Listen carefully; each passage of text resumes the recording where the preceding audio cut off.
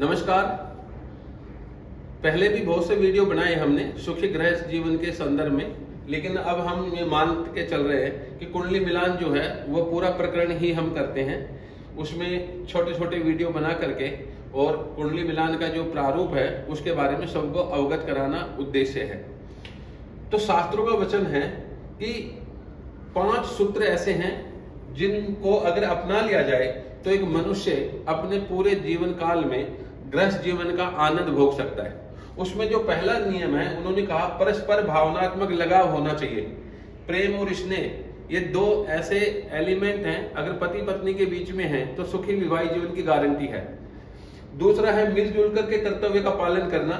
जो भी गृहस्थ जीवन है उसमें जिन चीजों की आवश्यकता है, आटा दाल चावल चीनी, रहने की जो जिम्मेदारियां हैं, माता पिता के प्रति जो कर्तव्य है, उन सभी का अगर निर्वाह करता है तो भी सुखी गृहस्थ जीवन की गारंटी है।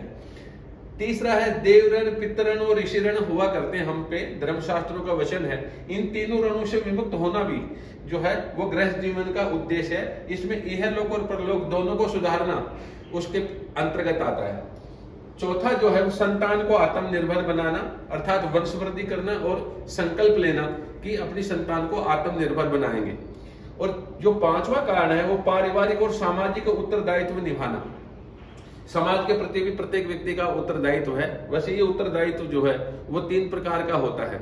एक होता है राष्ट्र के प्रति, दूसरा होता है समाज के प्रति और तीसरा होता है परिवार के प्रति। तो इनमें से भी पारिवारिक और सामाजिक 2 उत्तरदायित्वों को निभाना ये भी सुखी विवाहित जीवन के संदर्भ में आता है, अच्छे गृहस्थ जीवन के संदर्भ में आता है। तो हम देखें तो परस्पर भावनात्मक लगाव जो है, प्रेम और स्नेह, इसको अगर अष्टकूट मिलान के आधार पर देखें तो वश्य, ग्रहमेत्री और भकुट और गण, ये जो 4 एलिमेंट हैं, इनसे हमें जानकारी मिलती है कि परस्पर भावनात्मक लगाव कैसा होगा।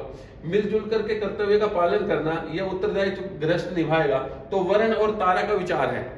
और देवरण पितरण ऋषिरण से मुक्त होना, ये जो धार्मिक क्रियाकलाप है इसमें अष्टकूट मिलान का कोई संदर्भ नहीं, क्योंकि धर्म ग्रंथों से लिया गया विषय है, क्योंकि शास्त्र का नियम है। जो चौथा है वो संतान को आत्मनिर्भर बनाना, इसमें नारी और योनि का विचार करते हैं हम लोग। और पारिवारिक और सामाजिक उत्तरदायित्व जो है ये भी हमारे धर्म शास्त्रों के आधार पे, सामाजिक जो शास्त्र है हमारे न्याय दर्शन आदि, उन्हीं के आधार पे बात कही गई। तो इन 5 नियमों के आधार पे अगर व्यक्ति अपना जीवन जीता है और जन्मपत्री जो है वो इस बात की बात करती है कि इन दोनों के बीच में परस्पर लगाव होगा या नहीं होगा, क्योंकि ये किसी के हाथ में नहीं है। आजकल ऐसे वीडियो बनाए जाते हैं कि अगर आपका शनि खराब है तो ये उपाय कीजिए, इसको ठीक कर लेंगे, या आपका मंगल खराब है तो आप ये उपाय कर लीजिए, ठीक कर लेंगे। ये ऐसी व्यवस्था नहीं है, क्योंकि होई वही जो राम रचि राखा, काहू तर्क बढ़ावई शाखा। प्रत्येक मनुष्य जो है अपने जीवन में अपना कर्म फल भोगने के लिए इस लोक में आता है और वह भोग करके जाता है।